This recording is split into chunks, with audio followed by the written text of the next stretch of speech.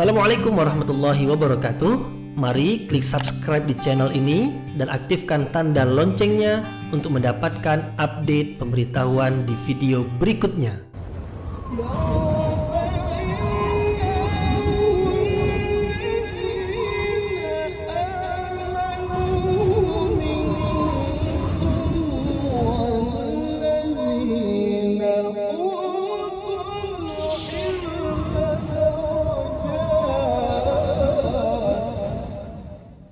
A'udzu billahi minasyaitonir rajim. Bismillahirrahmanirrahim. Assalamualaikum warahmatullahi wabarakatuh.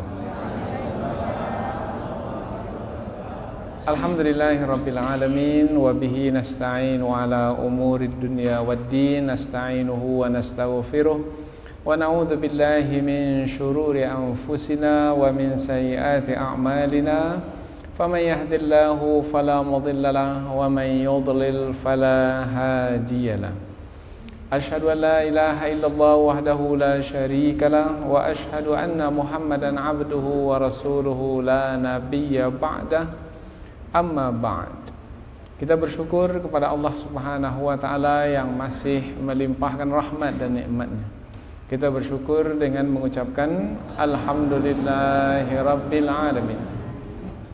Tidak lupa pula bersalawat kepada Rasulullah sallallahu alaihi wasallam dengan mengucapkan Allahumma salli ala sayyidina Muhammad wa ala ali sayyidina Muhammad, dan bersalam kepada Rasulullah dengan mengucapkan assalamu alayka ya Rasulullah.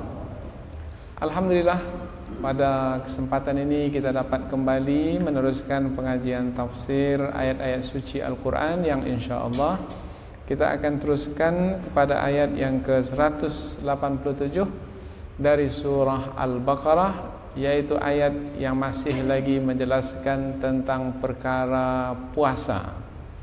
Lebih khusus menjelaskan tentang hukum pada malam-malam bulan puasa. Dan lebih khusus lagi adalah hukum berhubungan suami istri pada malam-malam bulan puasa. Ayat ini apabila kita lihat urutannya dengan ayat-ayat sebelumnya, jelas ayat ini adalah sebagai lanjutan dari ayat yang berkaitan dengan puasa yang sudah disebutkan mulai dari ayat yang ke-183. Namun di antara ayat-ayat puasa ini Allah menyebutkan pula ayat yang berkaitan dengan ibadah berdoa sebagai ibadah. Hal itu adalah untuk menunjukkan bahwasanya di saat kita beribadah seperti beribadah puasa, maka ia adalah waktu yang sangat sesuai dalam berdoa, sangat sesuai untuk berdoa. Apabila kita beribadah kepada Allah, kita bersama dengan Allah, dekat dengan Allah, ketika dekat dengan Allah, kemudian kita pula berdoa, maka doa kita insya-Allah akan diistijabah, akan diperkenankan oleh Allah Subhanahu wa taala. Kembali pada ayat yang ke-187 ini, Allah menjelaskan tentang puasa. Allah Subhanahu wa taala berfirman, A'udzu billahi minasyaitonir rajim. Bismillahirrahmanirrahim. Uhilla lakum lailatas siyamir rafathu ila nisaikum. Hunna libasul lakum wa antum libasul lahun. Alimallahu annakum kuntum takhtanuna anfusakum fataba 'alaikum wa 'afa 'ankum. فالآن باشروهن وابتغوا ما كتب الله لكم وكلوا واشربوا حتى يتبين لكم الخيط الأبيض من الخيط الأسود من الفجر ثم أتموا الصيام إلى الليل ولا تباشروهن وأنتم عاكفون في المساجد Tilka hududullahi fala taqrabuha kadzalika yubayyinullahu ayatihi lin-nasi la'allahum yattaqun. Allah berfirman, Uhilla lakum, dihalalkan bagimu, lailatas siyam, pada malam bulan puasa. Yang dimaksudkan adalah bulan Ramadan. Pada malam bulan puasa, puasa Ramadan. Ar-rafathu ila nisaikum. Ar-rafath berhubungan, berhubungan suami istri. Ila nisaikum, berhubungan dengan istri-istrimu. Atau kalau kita terjemahkan secara harfiah, berhubungan kepada istri-istrimu. Hunna libasul lakum, mereka itu adalah pakaian bagimu. Wa antum libasul lahun, dan kamu pula adalah pakaian bagi mereka. Alimallah, Allah telah mengetahui, annakum kuntum takhtanuna anfusakum, sesungguhnya kamu berkhianat terhadap dirimu sendiri. Fataba alaikum, maka Allah menerima taubatmu. Wa'afa ankum, dan memaafkanmu. Fal'ana bashiruhunna, maka sekarang berhubunganlah dengan mereka, dengan istrimu. Wabtaghu ma kataballahu lakum, dan carilah apa-apa yang telah Allah tetapkan bagimu. Wa kulu washrabu, dan makanlah dan minumlah, hatta yatabayyana lakum, sehinggalah jelas bagimu, al khaytul abyad, benang putih, minal khaytil aswad, dari benang hitam, minal fajr, dari fajar. Thumma atimmus siyama ilal lail, kemudian kamu sempurnakan puasa itu hingga ke malam. Wala tubashiruhunna, dan jangan kamu berhubungan dengan mereka, dengan istri-istrimu. Wa antum akifuna fil masajid, sementara kamu beriktikaf di dalam masjid. Tilka hududullah, itu dia batasan-batasan Allah. Fala taqrabuha, maka jangan kamu mendekatinya. Kadzalika yubayyinullahu ayatihi linnas, demikianlah Allah menjelaskan ayat-ayatnya bagi manusia. La'allahum yattaqun, mudah-mudahan mereka bertakwa. Kita ulang sekali lagi langsung dari awal ayat. Dihalalkan bagimu pada malam puasa di bulan Ramadan berhubungan dengan istri-istrimu. Mereka pakaian bagimu dan kamu pakaian bagi mereka. Allah telah mengetahui bahwasanya kamu sesungguhnya berkhianat terhadap dirimu sendiri. Maka Allah menerima taubatmu dan memberikan kemaafan kepadamu. Maka sekarang berhubunganlah dengan mereka dan carilah apa-apa yang telah Allah tetapkan untukmu. Dan makanlah dan minumlah sehingga jelas bagimu benang putih dari benang hitam dari fajar. Kemudian sempurnakanlah puasa itu hingga ke malam, dan janganlah kamu berhubungan dengan mereka, bercampur dengan mereka, istri-istrimu, dalam keadaan kamu beriktikaf di masjid. Itulah dia batasan-batasan Allah, maka janganlah kamu mendekatinya. Demikianlah Allah menjelaskan ayat-ayatnya bagi manusia, mudah-mudahan mereka bertakwa. Ayat ini adalah ayat yang menjelaskan tentang hukum berhubungan suami istri di malam bulan suci Ramadan, yang siangnya kita berpuasa. Maka disebut malam itu malam puasa. Hukumnya adalah dibenarkan, dibolehkan. Karena Allah menyebut di permulaan ayat, dihalalkan bagimu, dibolehkan berhubungan. Meskipun pada siang harinya tidak dibenarkan, tetapi pada malam harinya dibenarkan.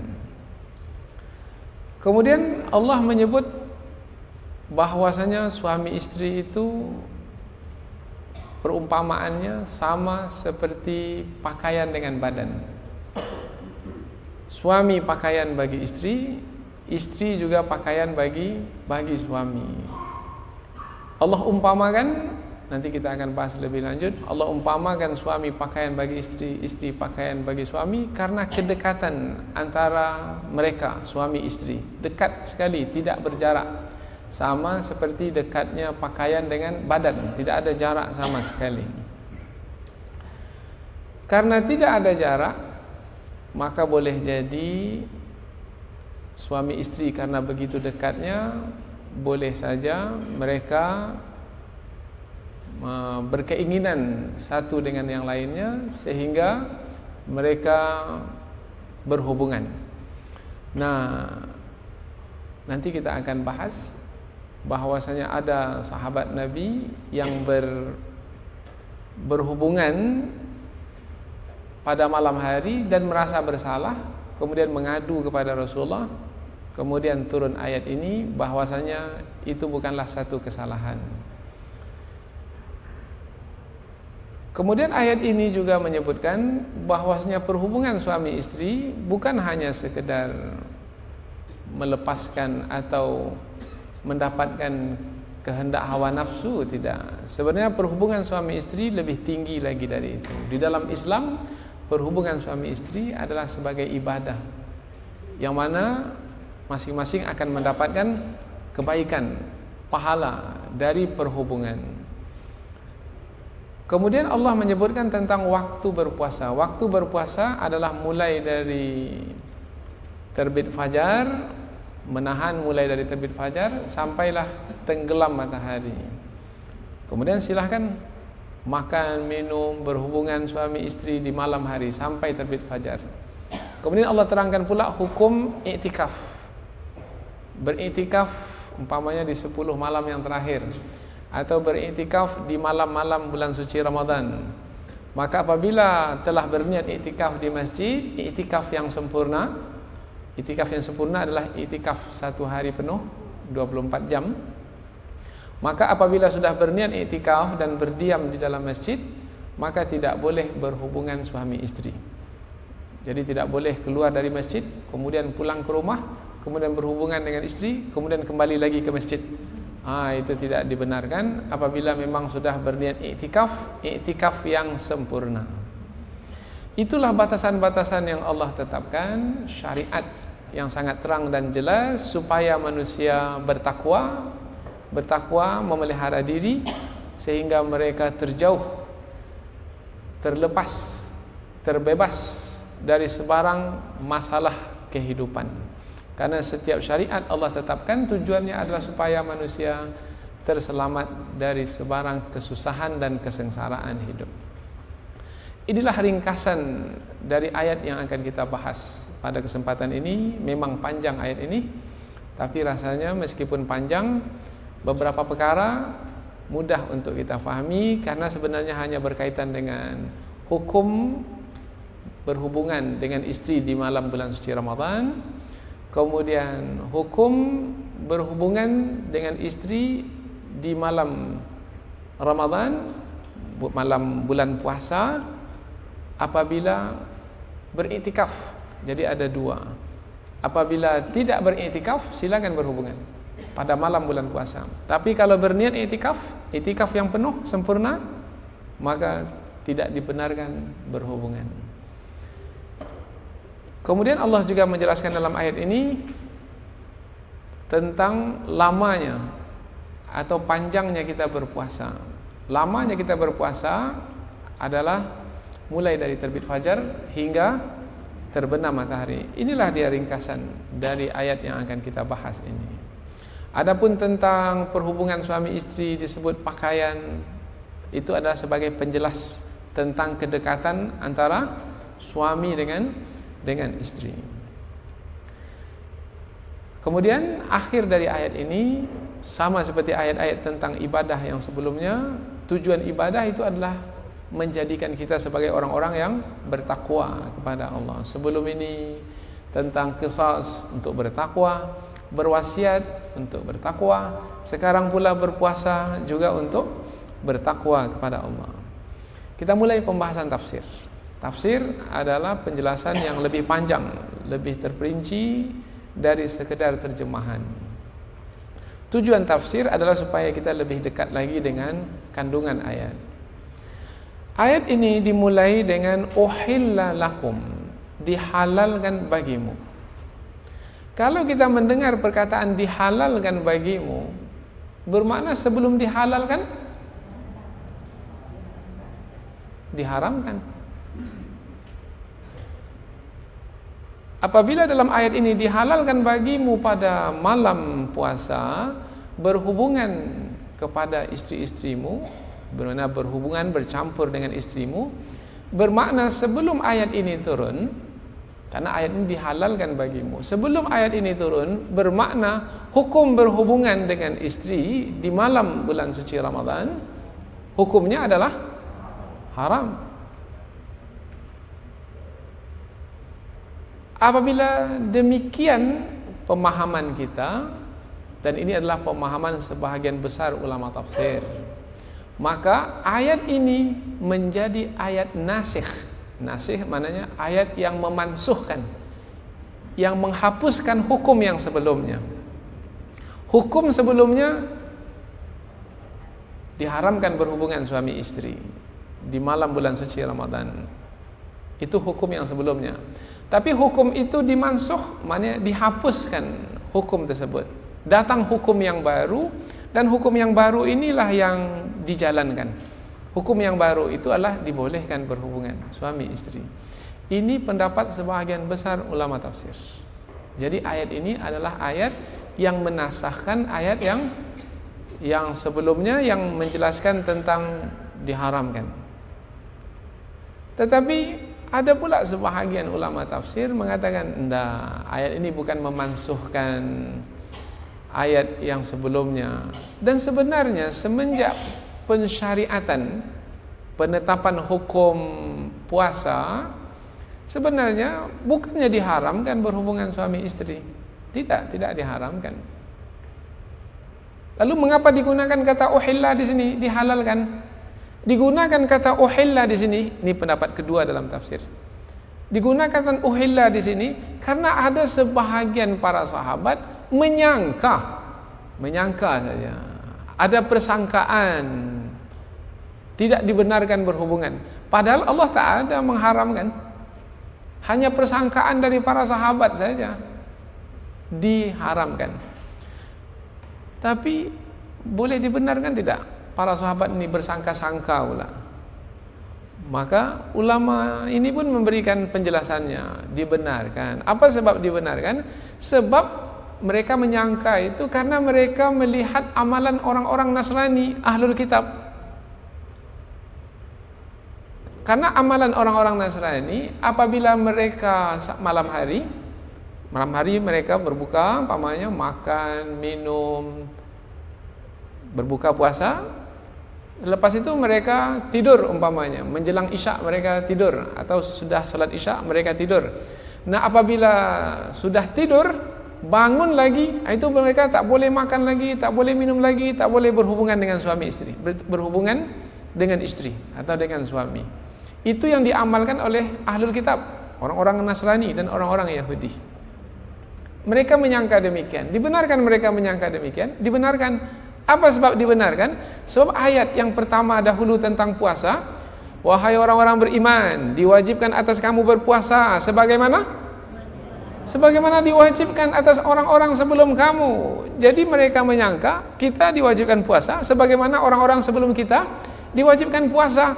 Jadi mereka menyangka kita berpuasa, orang sebelum kita juga berpuasa. Kalau begitu mereka berpuasa, maka begitu pula lah kita berpuasa. Maka ada alasan mereka berprasangka demikian. Itu sebabnya nanti kita akan jumpa ayat fataba alaikum wa afa ankum. Maka Allah menerima taubatmu dan memaafkanmu. Menerima taubatmu karena kamu berprasangka, tapi persangkaanmu itu bisa dibenarkan. Karena ayat sebelum ini menjelaskan sebelum umat Rasulullah, umat-umat terdahulu juga telah diwajibkan puasa ke atas mereka karena mengikuti mengikuti orang-orang yang dahulu, maka mereka tak mau berhubungan. Tetapi ada di antara mereka yang terlakukan dalam berhubungan. Apa makna terlakukan ini? Tidak sengaja, seperti Umar bin Khattab.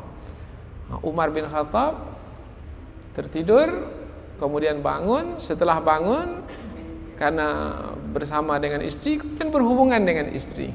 Apabila telah berhubungan dengan istri, siangnya bertanya kepada Rasulullah, "Ya Rasulullah, sesungguhnya saya bersama dengan istri saya semalam. Padahal saya sudah tidur sebelumnya." Kemudian datang lagi seorang sahabat Nabi, namanya Ka'ab. "Ya Rasulullah, saya juga begitu, sama seperti Umar." Oh, rupanya Umar bukan sendiri, ramai. Maka turunlah ayat ini. Jadi sebab turun ayat ini adalah ada beberapa orang sahabat yang melakukan perhubungan dengan istri setelah mereka bangun dari tidur malam hari.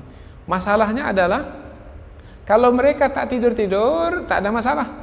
Umpamanya mulai dari maghrib mereka makan, minum, tak tidur-tidur, tak ada masalah. Boleh makan, boleh minum, boleh berhubungan. Timbul masalah kalau sudah malam mereka makan, minum, berbuka puasa, kemudian mereka tertidur.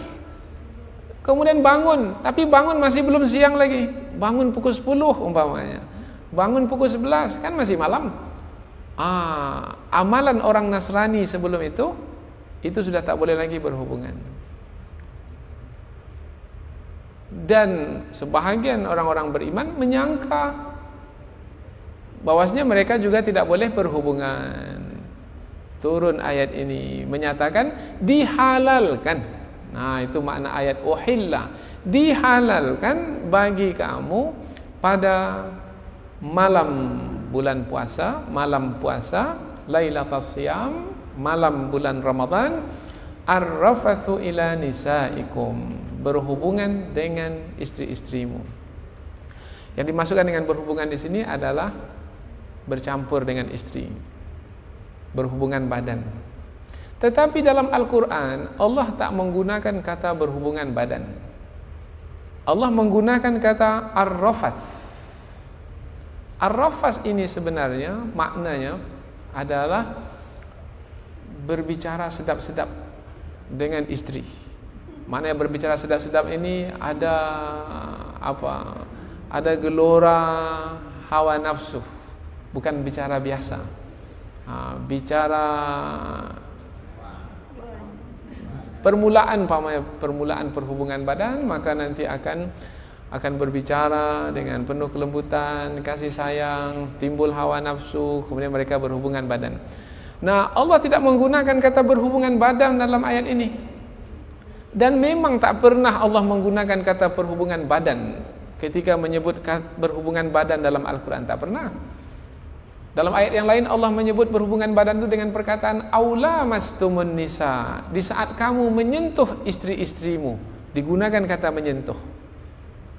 Atau umpamanya lagi dakhaltum bihinna, kamu masuk dengan mereka. Masuk, kata masuk dengan mereka juga tidak mengatakan berhubungan badan. Ada satu lagi kata, yaitu fa'tu harthakum, datangilah kebunmu. Sebenarnya yang dimasukkan adalah berhubungan badan. Mengapa Allah tidak menggunakan perkataan berhubungan badan? Sebab perkataan ini berat didengar oleh telinga. Maka Allah gunakan perkataan yang halus, yang lembut. Tapi orang mengetahui yang dimaksudkan adalah yang demikian itu. Dan para ulama pun menjelaskan, ini menerangkan tingginya bahasa yang Allah guna di dalam Al-Quran, meskipun yang disebutkan itu adalah perkara yang sangat sensitif untuk didengar oleh manusia. Karena kalau kita menyebut perkataan itu, maka kita akan merasa tidak enak. Karena perkataan itu sebenarnya perkataan rahasia yang hanya pada waktu-waktu tertentu saja kita boleh menyebutnya. Tidak boleh secara terbuka, secara secara berleluasa. Pada waktu-waktu tertentu saja. Nah, karena ayat Al-Quran adalah ayat yang akan dibaca oleh manusia untuk beribadah, maka Allah jaga betul jangan sampai ada di dalam ayat-ayat tersebut adalah ayat-ayat yang bisa membawa kepada ketidaksenangan kita di dalam membaca. Maka Allah jaga dengan menggunakan kata-kata yang sangat halus dan tersembunyi. Tapi semua orang tahu yang dimaksudkan adalah perkara itu. Maka kita pun juga begitu sebenarnya. Kita juga mesti menjaga perkataan-perkataan, jangan mengeluarkannya sembarangan. Karena perkataan ini adalah perkataan yang sepatutnya hanya pada tempat-tempat, keadaan-keadaan tertentu saja kita menyebutnya. Tidak sembarangan, tidak sepanjang waktu, tidak dengan siapa saja, tidak. Uhilla lakum lailatas siyamir rafathu ila nisaikum. Dihalalkan bagimu pada malam bulan Ramadan untuk berhubungan kepada istri-istrimu. Di sini disebut berhubungan kepada istri-istri. Sebenarnya maknanya berhubungan dengan istri-istri. Dengan istri berhubungan, tapi di sini kepada. Mana kata kepada di sini membawa makna ada kehendak menuju. Kehendak menuju. Suami berkehendak kemudian menuju istrinya, atau istri berkehendak kemudian menuju suaminya, kemudian mereka bersama. Apabila di sini berkehendak kepada bermakna yang dituju itu adalah yang diperlukan. Maka suami perlukan istri, istri juga perlukan suami, maka ada kata kepada. Kalau sendiri tak selesai masalah. Baru selesai masalah kalau pergi kepada yang dituju itu bisa menyelesaikan masalah. Maka dalam ayat yang lain Allah menyebut wa min ayatihi an khalaqalakum min anfusikum azwajan litaskunu ilaiha. Ada kata ilaiha. Dan di antara tanda kekuasaan Allah adalah Allah menjadikan untukmu pasangan hidupmu yang mana kamu akan pergi kepadanya untuk menenangkan dirimu. Rupanya Allah Subhanahu wa taala kalau kita sudah bersuami istri, Allah letakkan ketenangan kita itu pada pasangan kita. Ketenangan suami pada istrinya, ketenangan istri pada suaminya, dan baru suami tenang kalau sudah pergi kepada istrinya. Kalau pergi ke wanita lain, itu tidak tenang. Itu mendatangkan penyakit. Karena Allah letakkan ketenangan bukan pada wanita lain, Allah letakkan ketenangan pada istrinya. Litaskunu ilaiha. Kamu akan tenang kalau kamu pergi kepadanya. Itu sudah sunnatullah. Wa min ayatihi, dan dari tanda kekuasaan Allah yang telah ditetapkan di alam semesta ini adalah Allah telah ciptakan ketenangan suami pada istri dan ketenangan istri pada suami. Itu kehebatan berumah tangga. Kalau dilawan sunnatullah ini timbul masalah. Dan kita pun menyaksikan di tengah masyarakat betapa banyak masalah timbul. Karena suami tak pergi kepada istrinya, istri pula tak pergi kepada suaminya, timbul masalah. Dan ini kadang-kadang bukan sembarang orang pula yang melakukannya. Orang-orang berkedudukan. Pergi kononnya outstation ke Jakarta sana. Ada tugas di Jakarta. Rupanya di Jakarta kononnya mau cari ketenangan. Bukan. Itu menghancurkan rumah tangga. Tapi karena mungkin tak pernah belajar tafsir ini agak ya, maka dia pun melakukannya, maka tunggulah kehancuran rumah tangga tersebut. Jangan salahkan sesiapa. Allah telah beri petunjuk. Kita sendiri yang tak mengikuti petunjuk, berpaling dari petunjuk. Allah pula sudah sebutkan, "An dzikri fa innalahu ma'isyatan dhanka." Siapa yang berpaling dari petunjukku, baginya kehidupan yang sempit dan sengsara. Dihalalkan bagimu pada malam bulan puasa berhubungan kepada istri-istrimu. Mereka pakaian bagimu dan kamu pakaian bagi mereka. Mereka pakaian bagimu dan kamu pakaian bagi mereka. Ini disebut di dalam bahasa Arab sebagai kinayah, kiasan. Jadi dikiaskanlah. Seperti apa perhubungan suami istri itu? Oh, perhubungan suami istri itu adalah seperti pakaian dengan badan. Pakaian dengan badan. Apabila kita lihat pakaian dengan badan, dekat sekali. Tengok pakaian kita dengan badan kita. Ada jaraknya yang lain? Tak ada. Antara pakaian dengan badan tak ada jarak, melekat. Begitu juga perhubungan suami istri. Suami istri melekat. Tidak ada antara mereka berdua. Suami dengan istri tidak ada jarak. Seperti pakaian dengan badan. Jadi maknanya pakaian dengan badan dekat. Suami dengan istri dekat. Kalau suami istri dekat, maka suami istri. Kalau suami istri tak dekat, maka bukan suami istri. Bermakna suami pakaian yang tergantung dalam lemari. Nah, jauh dari satu dalam lemari, satu lagi di luar. Bermakna tidak ada kedekatan. Satu lagi dibahaskan dalam tafsir, mengapa Allah kiaskan suami istri dengan pakaian yang menutupi? Sebabnya adalah pakaian itu apabila di badan kita, tujuannya, fungsinya adalah untuk menutupi, melindungi. Maka apabila suami pakaian bagi istri, istri pakaian bagi suami, suami menutupi istri, istri menutupi suami. Suami melindungi istri, istri melindungi suami. Kalau disebut menutupi, maka kaitannya dengan kekurangan. Masing-masing punya kekurangan. Tak ada manusia yang tak punya kekurangan. Semua punya kekurangan. Suami punya kekurangan, istri punya kekurangan. Maka apabila suami pakaian bagi istrinya, suami ini mesti menutupi kekurangan istri. Jangan sebut kekurangan istri pada orang lain. Bahkan kepada keluarga kita sendiri, kepada ayah, ibu dan kita, tak perlu sebut, diam. Apalagi yang berkaitan dengan perkara yang rahasia, tersembunyi, yang hanya berkaitan di kamar tidur saja umpamanya. Oh, itu lagi diharamkan kalau menceritakannya kepada orang lain.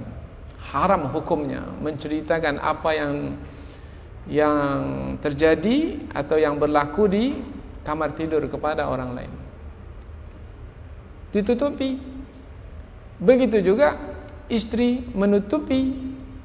Nah, tutup menutupi ini bermakna pakaian bagi yang lainnya. Karena pakaian itu menutupi. Kalau tidak tutup menutupi, bermakna sebenarnya bukan bersuami istri.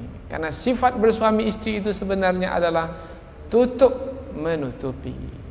Kalau tutup menutupi, tak nampak lagi kekurangan.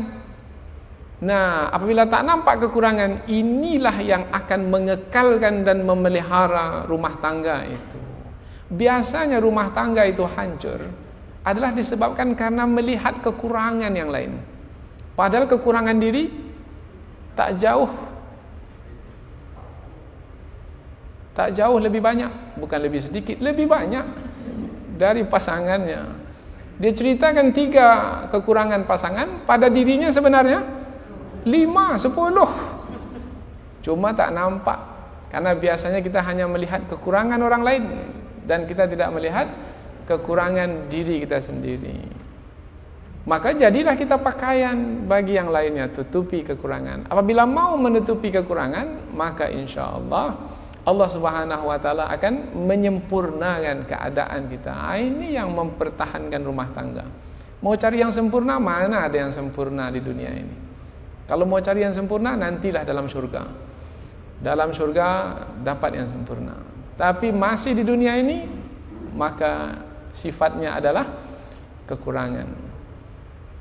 Reda dengan kekurangan yang ada pada pasangan, dan jadilah kita menutup kekurangannya. Itu disebut sebagai pakaian. Berikutnya lagi, alimallahu annakum kuntum takhtanuna anfusakum. Allah telah mengetahui sesungguhnya kamu berkhianat ke atas dirimu sendiri. Apa makna berkhianat di sini? Tadi kita sudah sebutkan apabila suami istri itu Allah kiaskan sebagai pakaian bagi yang lain, bermakna dekat. Apabila dekat, pastilah keinginan hawa nafsu itu ada. Karena dekat. Satu tempat tidur umpamanya, pada malam hari gelap. Maka apabila keadaan seperti ini, dekat seperti ini, maka akhirnya kita boleh jadi ada keinginan hawa nafsu, kemudian kita berhubungan badan pada malam itu, padahal malam tersebut adalah malam bulan puasa, bulan Ramadan. Allah mengetahui kamu akan berkhianat terhadap dirimu sendiri disebabkan karena keinginan hawa nafsumu, dan kamu dekat dengan istrimu. Lain hal kalau kamu jauh dengan istrimu, tapi kamu dekat satu tempat tidur, maka Allah mengetahui bahwasanya kamu memang tak akan mampu untuk menahan diri dalam keadaan kamu sangat dekat antara satu dengan yang lain. Oleh sebab itulah maka Allah benarkan kamu pada malam bulan puasa itu untuk berhubungan, supaya tidak memberatkanmu wahai orang-orang beriman. Kalau tidak berat, dekat dengan istri, keinginan ada, dilarang pula. Wah, berat. Sangat berat. Kalau makanan tak tersedia di hadapan, tak berat, betul. Tapi kalau makanan tersedia di depan, baunya pula keluar, perut pula lapar, tinggal menyantapnya saja lagi, oh ini berat sekali. Kecuali kalau makanan itu disimpan dalam lemari, tak begitu berat. Tapi kalau ada di hadapan, sangat berat. Nah, Allah mengetahui karena kedekatan suami istri itu bagaikan pakaian dengan badan, Allah mengetahui berat untuk tidak berhubungan, maka Allah benarkan. Inilah yang kita sebut sebagai kasih sayang Allah untuk orang-orang beriman di malam bulan Ramadan. Maka kalau buka buku kita itu, judul yang kita berikan adalah kasih sayang Allah. Mengapa kita ambil judul kasih sayang Allah? Karena Allah sangat memperhatikan keadaan orang beriman. Allah tidak ingin memberatkan orang beriman dalam menjalani ibadah, termasuk ibadah puasa dalam bulan suci Ramadan. Allah telah mengetahui sesungguhnya kamu berkhianat terhadap dirimu sendiri. Berkhianat kita dah tahu tadi maknanya, yaitu tidak mampu menahan kehendak hawa nafsu karena kedekatan dengan istri.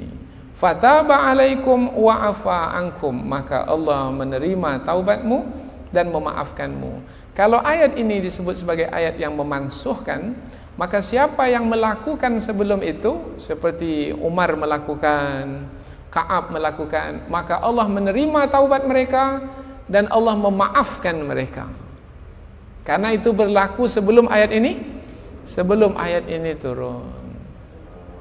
Tetapi kalau ayat ini kita sebut bukan ayat yang menasahkan, menghapuskan hukum yang sebelumnya, maka makna Allah menerima taubatmu dan memaafkanmu karena persangkaan kamu bahwasanya perbuatan itu tak boleh, tetapi sebenarnya perbuatan itu boleh. Maka persangkaanmu itu adalah yang tak baik, karena persangkaan kepada Allah Subhanahu wa taala tentang syariatnya, maka Allah menerima taubatmu tentang persangkaanmu itu dan memaafkanmu. Itu makna ayat fataba alaikum wa afa ankum. Selesai sudah. Selanjutnya Allah menjelaskan tentang perhubungan suami istri. Sebenarnya perhubungan suami istri bukan hanya sekedar melepaskan keinginan hawa nafsu. Oh tidak. Mungkin pada hewan, pada binatang memang untuk itu. Tapi untuk manusia tidak. Allah tetapkan perhubungan suami istri bagi manusia adalah fal'ana bashiruhunna, dan sekarang berhubunganlah kamu dengan mereka. Wabtahu ma kataballahu lakum, dan carilah apa-apa yang telah Allah tetapkan untukmu. Dengan berhubungan itu, cari apa-apa yang Allah tetapkan untukmu. Dengan berhubungan itu, cari apa-apa yang Allah tetapkan. Apa yang Allah tetapkan? Yang Allah tetapkan adalah pahala. Maka berhubungan suami istri itu adalah ibadah yang bisa kita dapatkan pahalanya.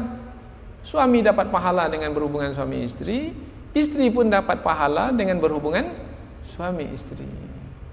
Ada pahalanya.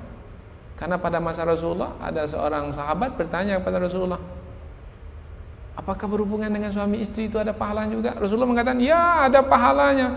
Sebagaimana berhubungan dengan yang bukan istri ada dosanya, maka berhubungan dengan istri ada pahalanya. Pahala. Bahkan disebutkan lagi di mana letak kebaikan atau pahala berhubungan suami istri. Letaknya adalah karena dengan berhubungan suami istri akan lebih terjaga pandangan dan kehormatan suami dan akan lebih terjaga pandangan dan kehormatan istri. Karena apabila sudah berhubungan, selesai keinginan, maka tak lagi dia menginginkan kepada yang bukan halal baginya. Suami tidak lagi menginginkannya dengan wanita lain. Istri pula tidak pula menginginkan dengan laki-laki lain. Maka dengan berhubungan suami istri, maka tersampaikan keperluan, kita sebutlah hari ini keperluan biologis mereka sebagai makhluk hidup. Maka dengan perhubungan suami istri terjaga kemuliaan mereka.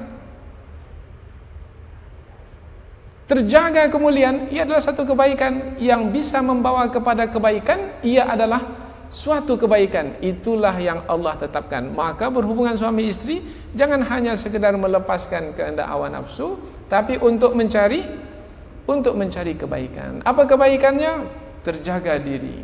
Apa kebaikannya? Dapat pahala. Apa kebaikannya? Satu lagi dalam pengajian tafsir, yaitu anak yang akan dikaruniakan.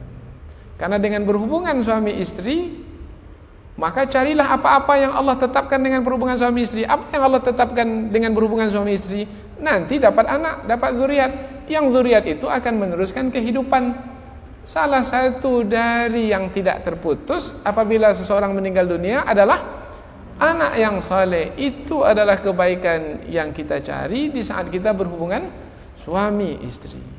Jadi bukan hanya sekedar melepaskan hawa nafsu, enggak, untuk mendapatkan zuriat. Yang zuriat itu ada kebaikannya bagi kita, yaitu akan mendoakan kita nanti setelah kita tak dapat berbuat apa-apa lagi karena telah meninggal dunia. Jadi dalam Islam, perhubungan suami istri bukan hanya sekedar perhubungan begitu saja, enggak, punya nilai yang tinggi. Nilainya bukan hanya ketika hidup saja, tetapi juga ketika sudah meninggal dunia. Hebatnya agama Islam. Dan ini hanya dalam agama Islam. Dalam agama lain tak ada nilai keluarga seperti ini, tidak ada.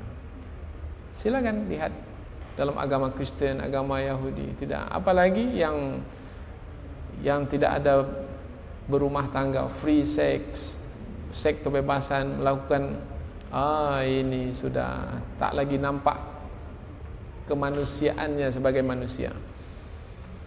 Sama seperti binatang ternak. Bashiruhunna, dan berhubunganlah kamu dengan mereka. Berhubungan di sini maknanya bercampurlah kamu mereka, berhubungan badan. Ini pun Allah tak menggunakan kata berhubungan badan. Allah menggunakan kata bashiruhunna. Bashiru dari kata bashrah. Bishrah maknanya kulit. Maknanya bertemulah kulit kamu dengan kulitnya. Nah, sebenarnya itu maknanya ini secara bahasa. Allah juga tidak menggunakan kata berhubungan badanlah kamu. Enggak. Karena Allah ingin firman-Nya itu tinggi nilainya. Bashiruhunna wabtaghu ma kataballahu lakum wa kulu washrabu hatta yatabayyana lakumul khaytul abyadu minal khaytil aswadi minal fajr. Ayat ini menjelaskan tentang berapa lamanya kita berpuasa, dari kapan hingga kapan, kapan mulainya dan kapan berakhirnya. Mulainya adalah dimulakan dengan malam dahulu. Wa kulu washrabu, dan makanlah kamu dan minumlah kamu. Sampai kapan boleh makan, boleh minum? Hatta yatabayyana lakum, sehingga jelas bagimu al-khaytul abyad, benang putih, minal khaytil aswad, dari benang hitam, minal fajri, dari fajar. Apa makna benang putih, benang hitam ini? benang putih. Kalau disebut benang bermakna sesuatu yang halus yang memanjang. Itu benang, sesuatu yang halus memanjang. Nah, yang dimasukkan dalam ayat ini minal fajri, benang putih dari fajar, bermakna fajar yang baru saja menyingsing. Fajar pertama kali dia nampak seperti benang-benang saja. Nah, benang. Bukan langsung terang pada pagi hari, enggak. Seperti benang saja. Nah, biasanya apabila sudah nampak benang itu, maka nanti akan azan subuh. Karena subuhnya apabila matahari sudah mengeluarkan sinarnya. Mataharinya belum terbit lagi, tapi sinarnya sudah keluar, sudah nampak. Nah, itu terbit fajar namanya. Terbit fajar. Maka ketika itu jangan makan lagi, jangan minum lagi. Maka terbit fajar, jangan makan, jangan minum. Pada hari ini kita tetapkan jangan sampai pada waktu terbit fajar itu menahan makan dan minum. Kita tahanlah dulu sebelum itu. 10 menit sebelum itu. Maka yang 10 menit sebelum terbit fajar itu kita sebut waktu imsak. Imsak maknanya kita mulai menahan. Mulai menahan. Jadi kalau sudah imsak, biasanya kita dengan sirine di sini. Sirine. Sudah bunyi sirine. Masih boleh makan minum atau tidak? Sebenarnya masih boleh makan minum. Sampai kapan? Sampai terbit fajar. Tetapi kita berhati-hati. Nanti keenakan makan minum, kemudian fajar sudah terbit, maka puasa kita jadi terbatal. Jadi supaya kita berhati-hati, nah imsak itu yang menjadi penentunya pada hari ini. Itu makna benang putih. Apa pula makna benang hitam? Makna benang hitam itu adalah matahari sudah tenggelam. Apabila matahari tenggelam, tak ada lagi nampak cahaya matahari. Itu namanya benang hitam. Ini kiasan juga. Sama seperti tadi kiasan, suami istri, suami pakaian bagi istri, istri pakaian bagi suami. Kiasan. Jangan kalau kiasan itu difahami yang sebenarnya. Ada pernah terjadi pada masa dahulu. Memahaminya dengan yang sebenarnya.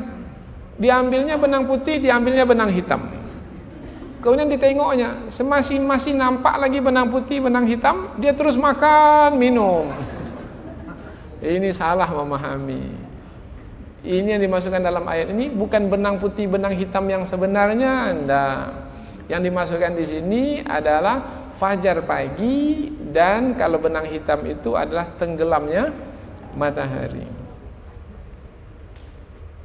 Kemudian apabila sudah terbit matahari, maka jangan makan, jangan minum, tahan puasa. Tsumma atimmus syiyam, kemudian sempurnakanlah puasa itu ilal lail, sampai ke malam. Inilah dia lamanya berpuasa. Lamanya berpuasa yaitu sepanjang siang, mulai dari terbit fajar hingga terbenam matahari. Wala tubashiruhunna wa antum aakifuna fil masajid. Jangan kamu berhubungan dengan mereka, dengan istri-istrimu dalam keadaan kamu beriktikaf di dalam masjid. Tadi sudah kita terangkan. Sebenarnya boleh berhubungan suami istri di malam hari. Silahkan, tak mengapa. Di waktu malam-malam bulan Ramadan. Tetapi kalau sudah berniat iktikaf yang sempurna tidak dibenarkan. Apa makna iktikaf sempurna? Makna iktikaf sempurna, kita berniat iktikaf 24 jam di masjid. Iktikaf itu maknanya adalah menahan diri untuk berada di masjid saja. Itu makna iktikaf. Boleh keluar masjid, boleh. Tetapi keluar masjid itu untuk keperluan-keperluan pokok saja. Umpamanya pergi keluar, mau mandi, keluar, setelah mandi kembali lagi ke masjid. Apa umpamanya ambil baju, mungkin pulang ke rumah, kemudian setelah diambil baju kembali lagi ke masjid. Nah, menahan diri untuk tetap di dalam masjid itu disebut iktikaf. Iktikaf ini ada iktikaf yang sempurna, ada iktikaf yang tak sempurna. Yang tak sempurna ini maksudnya bukan tak sempurna ibadahnya, tidak. Tak sempurna waktunya 24 jam. Umpamanya kita mau beriktikaf antara maghrib dengan isya.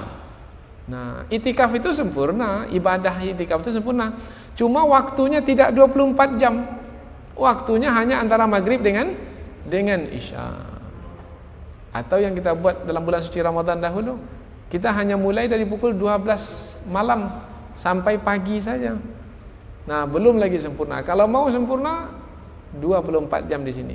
Kalau ibadah itikaf yang kita amalkan, yang kita jalankan itu adalah itikaf yang sempurna, maka tidak boleh berhubungan pada malam bulan Ramadan itu dengan istri. Apa sebab? Sebabnya iktikaf itu maknanya menahan diri. Menahan diri. Maka menahan diri dari apapun. Apabila kita beriktikaf di dalam masjid, maka kita tahan diri dari melakukan apapun yang tidak ada kaitan dengan ibadah. Pokoknya kita masuk masjid, nawaitul i'tikaf fi hadzal masjid. Sunnah lillahi ta'ala. Sengaja aku beriktikaf di masjid ini sunat karena Allah Ta'ala. Kita masuk masjid. Itu jangan lagi kita bercakap-cakap yang lain dari perkara-perkara dunia. Itu bisa mencemarkan dan merusak i'tikaf kita. Karena i'tikaf itu namanya menahan diri di dalam masjid untuk hanya beribadah kepada Allah saja. Itu makna beriktikaf.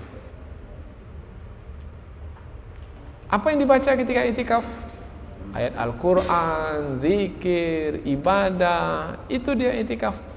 Tapi kita lihat masih ramai di antara jemaah kita ketika i'tikaf masih cerita-cerita yang lain dia di dalam masjid. Ini tidak memahami makna i'tikaf. Maka ada perkataan para ulama salaf dahulu, sebenarnya kalau mau beriktikaf, i'tikaf yang sempurna, tinggalkan apa saja yang berkaitan dengan kehidupan dunia bersama dengan sendal di luar sana. Sendal kan ditinggalkan di luar. Maka tinggalkan semua perkara yang berkaitan di dunia dengan sendal sekali. Sebagaimana sendal kita tidak bawa, maka apapun jangan bawa ke dalam masjid. Jangan cerita perdagangan dalam masjid. Jangan cerita tentang kue yang akan dibuat dalam masjid. Jangan cerita sahabat kita dalam masjid. Jangan. Karena itu perkara-perkara dunia. Tinggalkan sendal tadi di luar. Tinggalkan pula tentang apa saja berkaitan dengan kehidupan dunia ini di luar. Lalu apa yang dibawa di dalam masjid? Yang dibawa ke dalam masjid adalah iman. Dengan iman itu bersama dengan Allah Subhanahu wa taala. Duduk saja di masjid, nah langsunglah berzikir kepada Allah. Membaca Al-Quran, salat dan seterusnya. Itulah makna i'tikaf yang sebenarnya. I'tikaf maknanya al-mulazamah, yaitu tetap senantiasa di dalam masjid dalam keadaan beribadah kepada Allah. Apabila itu makna i'tikaf, maka tidak patut untuk pulang ke rumah berhubungan dengan istri. Maka Allah melarang kalau memang sudah berniat i'tikaf, maka tidak dibenarkan berhubungan dengan istri. Meskipun dia pada malam bulan Ramadan itu dibenarkan untuk berbuat demikian. Tapi apabila sudah beriktikaf, tidak. Jelas hukum-hukum Allah telah terangkan. Maka Allah pun menyebut di penghujung ayat, tilka hududullah. Itulah dia batasan-batasan Allah. Batasan Allah, ini boleh, ini tak boleh. Ini dihalalkan, ini diharamkan. Itu namanya batasan. Batas disebut batas sebagai penghalang untuk yang satu tidak masuk kepada yang lain. Umpamanya kita ada batas dengan orang di sebelah. Ini rumah kita, ada rumah orang sebelah, ini tanah kita, ini ada tanah orang di sebelah. Maka supaya kita tidak mengambil haknya dan dia tidak mengambil hak kita, maka kita buat apa? Batas. Maka batas ini disebut penghalang. Penghalang. Ini halal sudah jelas, ini haram sudah jelas. Itu adalah batasan-batasan Allah. Jangan yang halal diharamkan, jangan yang haram dihalalkan. Itu namanya sudah melampaui batas atau merusak batas. Di dalam ayat ini Allah menyebut tilka hududullah, itu dia batasan-batasan Allah. Fala taqrabuha, jangan kamu mendekatinya. Allah tidak menyebut jangan kamu melampauinya atau melanggarnya, tidak. Jangan kamu mendekatinya. Jadi mendekati saja tak boleh. Apalagi melanggarnya. Maksudnya apa? Maksudnya, kalau kamu beriktikaf di bulan suci Ramadan, tidak dibenarkan bagimu untuk berhubungan dengan istrimu. Maka jangan coba-coba mendekati istri. Dekat saja jangan. Karena nanti bisa boleh membawa kepada melakukan. Maka jangan dekati. Cara dengan dekati itu jangan pula umpamanya tak bertegur sapa. Tidak, itu maksudnya. Artinya jangan berdua-duaan, umpamanya berdekat-dekatan, sehingga nanti bisa membawa kepada berhubungan badan. Itu maksudnya. Atau yang di siangnya. Kalau di siangnya diharamkan untuk makan, untuk minum, untuk berhubungan badan, maka di siang jangan mendekati yang bisa melanggar batasan. Apa umpamanya? Makan minum umpamanya. Begitu juga berhubungan dengan istri umpamanya. Jangan sampai melakukan perbuatan yang bisa membawa kepada perhubungan tersebut. Allah larang dari mendekati supaya tidak terjadi. Itu maksudnya. Itulah dia batasan-batasan Allah. Maka janganlah kamu mendekatinya. Demikianlah Allah menjelaskan ayat-ayatnya bagi manusia. Ayat apa yang dijelaskan? Ayat ini adalah ayat yang berkaitan dengan hukum ibadah puasa. Kemudian apa-apa saja yang berkaitan dengan ibadah puasa. Allah jelaskan dengan terang.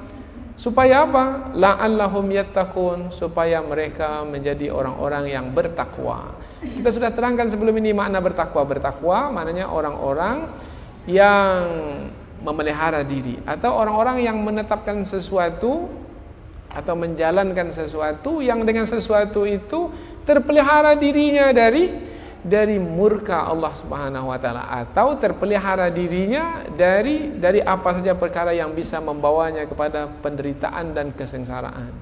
Jadi Allah inginkan dengan ibadah puasa, Allah inginkan dengan hukum-hukum yang Ia tetapkan supaya manusia menjadi senang, menjadi bahagia, menjadi terbebas dan terselamat dari sebarang masalah hidup. Sebenarnya masalah hidup yang didapat oleh manusia itu adalah disebabkan karena mereka tidak bertakwa kepada Allah, tidak melakukan sesuatu yang bisa membawa kepada pemeliharaan diri dari masalah. Masalah disebabkan karena kita tidak memelihara diri. Bukannya kehendak Allah yang kita ikuti, tapi kehendak diri kita sendiri yang kita perturutkan. Inilah yang mendatangkan masalah. Kalau orang di jalan raya itu ikut petunjuk semua, tak ada yang mendatangkan masalah. Kalau mau lambat di jalur sebelah kiri, kalau mau cepat jalur sebelah kanan. Memotong jangan dari sebelah kiri, memotong di sebelah kanan. Lampu merah berhenti, lampu kuning berhenti juga, lampu hijau baru berjalan. Kalau kita lurus, kita punya keutamaan jalan. Orang yang datang dari jalan yang kecil, dia mesti berhenti, sehinggalah orang di jalan yang besar ini sudah tak ada lagi, baru dia keluar. Kalau kita ikutlah peraturan ini, tak ada masalah di jalan raya. Kapan timbul masalah di jalan raya ini? Nah, dia lambat di sebelah kanan juga, memotong di sebelah kiri. Dia dari jalan kecil, dia pula yang dahulu keluar. Tak peduli dia orang yang ada di jalan yang besar. Orang yang seperti ini, orang yang mendatangkan masalah di jalan raya. Begitu juga dalam hidup. Siapa yang datangkan masalah? Yang tak mengikuti petunjuk. Suami tak mengikuti petunjuk, suami mendatangkan masalah. Istri tak mengikuti petunjuk, mendatangkan masalah. Orang tua tak mendatangkan petunjuk, tak mengikuti petunjuk, orang tua yang datangkan masalah. Anak tak mengikuti petunjuk, anak yang tak mendatangkan masalah. Pemimpin tak mengikuti petunjuk, pemimpin yang mendatangkan masalah. Rakyat tak mengikuti petunjuk, rakyat datangkan masalah. Pembayar pajak tak mengikuti petunjuk, mereka lah yang mendatangkan masalah.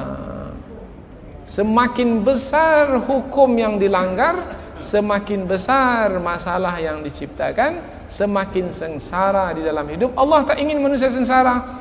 La'allahum yattaqun, mudah-mudahan mereka terpelihara dari setiap masalah dengan cara mengikuti kehendak Allah melalui hukum-hukum yang telah Ia tetapkan. Mudah-mudahan apa yang kita pelajari ini ada manfaatnya insyaallah. Subhanakallahumma wa bihamdika asyhadu an la ilaha illa anta wa astaghfiruka wa atubu ilaik. Wassalamualaikum warahmatullahi wabarakatuh.